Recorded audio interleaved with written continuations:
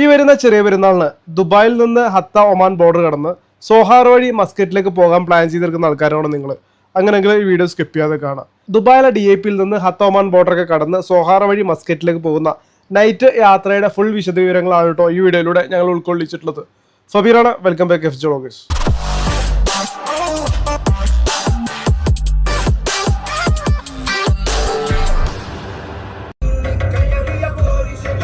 അപ്പോൾ നമ്മളൊരു നീണ്ട നാളത്തെ കാത്തിരിപ്പിന് ശേഷം നമ്മൾ വീണ്ടും ഒരു UAEയിൽ നിന്ന് ഒരു ലോങ് ട്രിപ്പ് പോകണം കേട്ടോ. ഇത്തവണ ഞങ്ങൾ പോകുന്നത് ഒമാനിലേക്കാണ്. എന്നെ കൂടെ ഉള്ളത് നസ്ലും ഉണ്ട്, അതുപോലെ റഷീദ് ഉണ്ട്.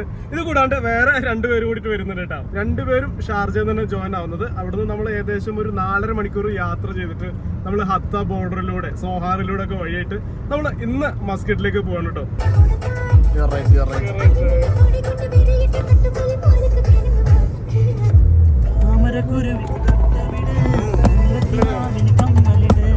അപ്പോൾ നമ്മളിന്നൊരു 5 മണി 5:30 കൂടിയിട്ട് നമ്മൾ ഓഫീസിൽ നിന്ന് ഇറങ്ങിയിട്ടുണ്ട്. നമ്മൾ ഏകദേശം മൊയിലിൽ പോകണം. മൊയിലിൽ പോയിട്ട് ഖാദറിനെയും കൂടെ കൂട്ടണം, എൻ്റെ കൊളീഗ് ഖാദറിനെയും കൂടി കൂട്ടണം.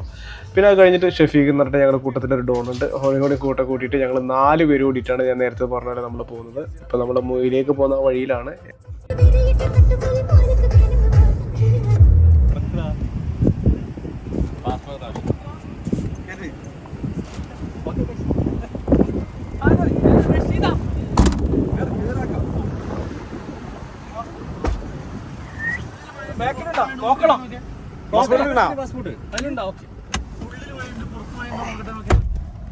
നാട്ടില് നമ്മള് കണ്ടത്ത് കളിച്ചോണ്ടിരിക്കുമ്പോഴാണ് നമ്മള് വണ്ടി പോയിക്കാണ്ട് മൂന്നാറൊക്കെ പോയത്. നിങ്ങള് കളി അത് അന്നാണ് സ്പ്രേ അടിച്ച സ്പ്രേയും കൂടി ഇല്ലേ വണ്ടിയിൽ കുറെ സ്പ്രേ എങ്കിലും ഇല്ലേ, പൈസ ഇല്ലേ ഇപ്പൊ അങ്ങനത്തെ പ്രശ്നമല്ല. 2 വർഷം നമുക്കില്ല.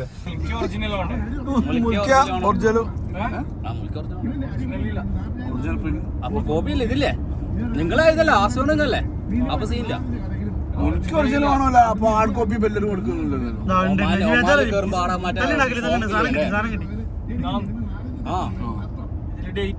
നിങ്ങൾക്ക് പുതിയതില്ലേ, കോപ്പിയില്ലേ, PDF ഇല്ലേ, കോപ്പിയില്ലേ, അത് മതി, അത് മതി.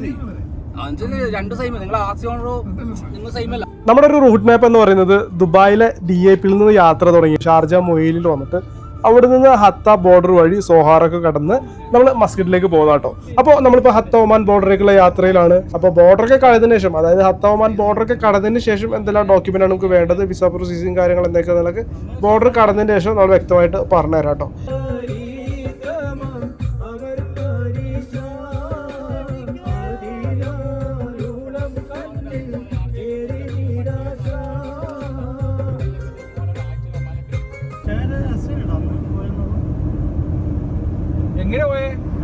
അപ്പൊ നമ്മള് ഹത്തയിൽ എത്തിയിട്ടുണ്ട് കേട്ടോ.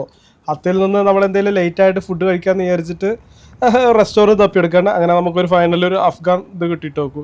പ്രധാന പ്രശ്നം എന്ന് വെച്ച് കഴിഞ്ഞാൽ ഒരാൾക്ക് മന്തി കഴിക്കണം, ഒരാൾക്ക് അഫ്ഗാൻ്റെ റൊട്ടി കഴിക്കണം, ഒരാൾക്ക് ബിരിയാണി കഴിക്കണം. 5 പേർക്കും 5 തരത്തിലുള്ള ഫുഡ് കഴിക്കണം എന്നുള്ളതാണ്. ഫൈനലി ഞങ്ങൾ അഫ്ഗാൻ റെസ്റ്റോറൻറ്റിൽ കയറിയിട്ട് അവിടെ നിന്ന് കിട്ടുന്ന എന്താ വെച്ച് കഴിക്കാൻ തീരുമാനിച്ചു. അപ്പോൾ നസ്ലം നമുക്ക് വേണ്ട ഫുഡ് ഓർഡർ ചെയ്യാൻ വേണ്ടിയിട്ട് ഇങ്ങനെ ഇതാക്കുന്നുണ്ട് കേട്ടോ. സാധാരണ നമ്മൾ ഫുഡിൻ്റെ കാര്യത്തിൽ നസ്ലമിനാണ് നമ്മളെപ്പോഴും ഏൽപ്പിക്കാറ്. അപ്പോൾ അതുകൊണ്ട് തന്നെ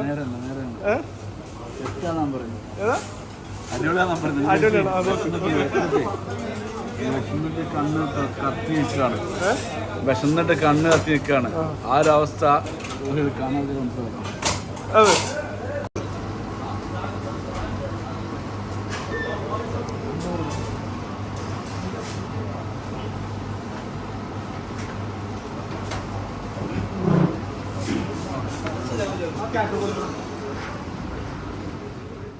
റെസ്റ്റോറൻറ്റിൽ കയറിയിട്ട് ഏകദേശം 1 മണിക്കൂറോളം നിന്നതിന് ശേഷമാണ് കേട്ടോ അവിടുത്തെ സ്റ്റാഫ് വന്നിട്ട് നമ്മൾ അറ്റൻഡ് ചെയ്തത് തന്നെ. അതുവരെ നമ്മൾ ഫുഡിൻ്റെ മെനു ഒക്കെ നോക്കിയിട്ട് നമ്മുടെ ക്ഷമയുടെ നെല്ലിപ്പടി വരെ നമ്മളന്ന് കണ്ടിട്ടുണ്ടായിരുന്നു. അത്യാവശ്യം നല്ല വിശപ്പുള്ളതുകൊണ്ട് സൈക്കല്ലാതെ വേറെ ഭാഗം ഉണ്ടായിട്ടില്ല. കാരണം ഇവിടെ നിന്ന് കഴിഞ്ഞ് കഴിഞ്ഞാൽ ചിലപ്പോൾ വേറെ റെസ്റ്റോറൻറ്റ് കിട്ടില്ലല്ലോ എന്ന് വിചാരിച്ചിട്ട് അതുവരെ അവിടെ വെയിറ്റ് ചെയ്ത്. അങ്ങനെ നമുക്ക് ഏകദേശം 1 മണിക്കൂറോളം ഫുഡ് ഓർഡർ ചെയ്യാൻ വേണ്ടിയിട്ട് നമുക്ക് ടൈം പോയിട്ടോ.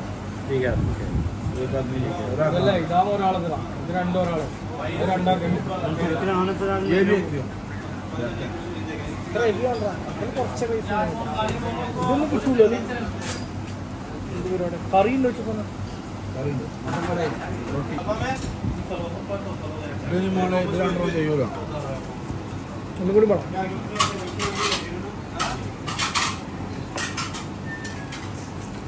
ഇത് ഒഴിവാക്കും കബാബൊക്കെ വേഗമാവും ഒന്ന് മാറ്റി വരും സൂപ്പ് വന്നില്ല.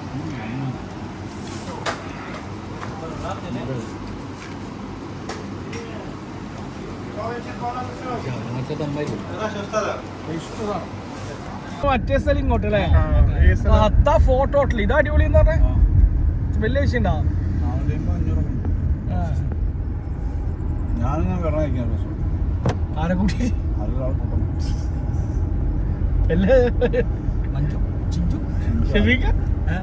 ആരെ കൂട്ടിട്ട് അതൊരാൾ കൂട്ടണം ഞാൻ ആരെങ്കിലും കുടിച്ചോളൂ നിങ്ങൾ കേട്ടോ എന്താ പറയുക ടെൻഷനാണ് കൂട്ടമൊക്കെ നമ്മൾ ഇഷ്ടം പോലെ ആൾക്കാർ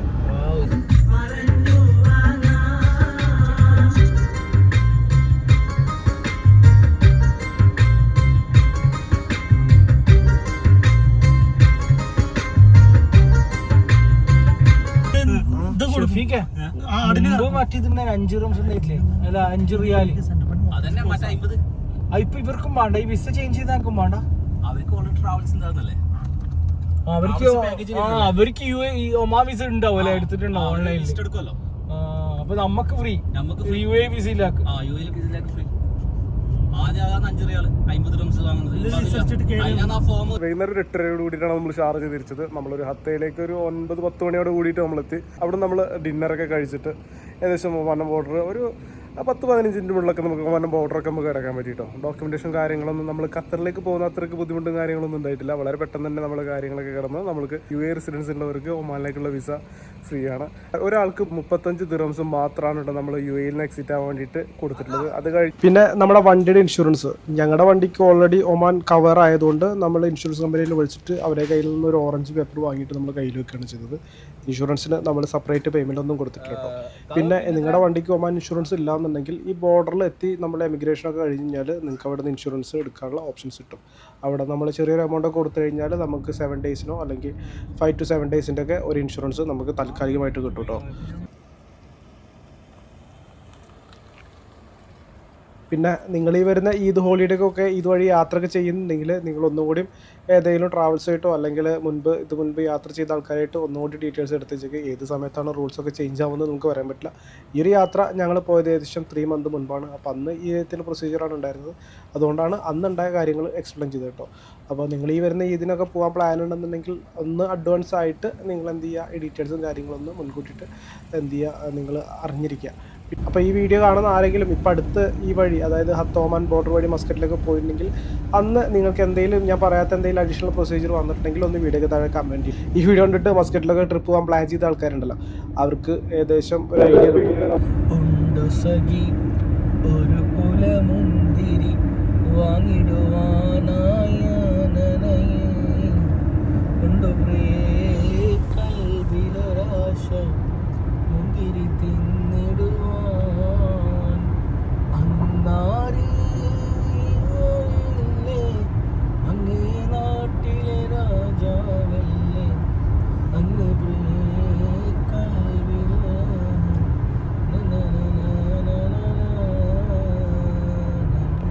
അങ്ങനെ നമ്മളൊരു നീണ്ട യാത്രയ്ക്ക് ശേഷം നമ്മൾ ഒമാനിലെ മസ്കറ്റിൽ എത്തിയിട്ടുണ്ട് കേട്ടോ. അപ്പോൾ നമ്മൾ വണ്ടി ഇവിടെ പാർക്ക് ചെയ്തിട്ടുണ്ട്. ഇനി നമ്മൾ റൂം എടുത്തിട്ട് റെസ്റ്റ് എടുത്തിട്ട് നാളെ രാവിലെ ഒരു 9 മണിയോട് കൂടിയിട്ട് നമ്മൾ ഇവിടുത്തെ കുറച്ച് സ്ഥലങ്ങളൊക്കെ പോയിട്ട് അങ്ങനെ തിരിച്ച് ദുബായിലേക്ക് പോകാനാണ് പ്ലാന്.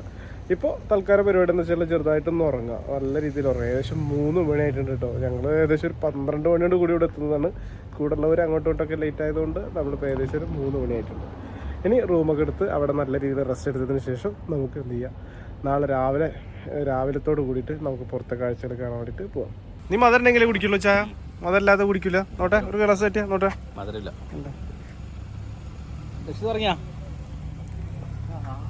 അതോലെ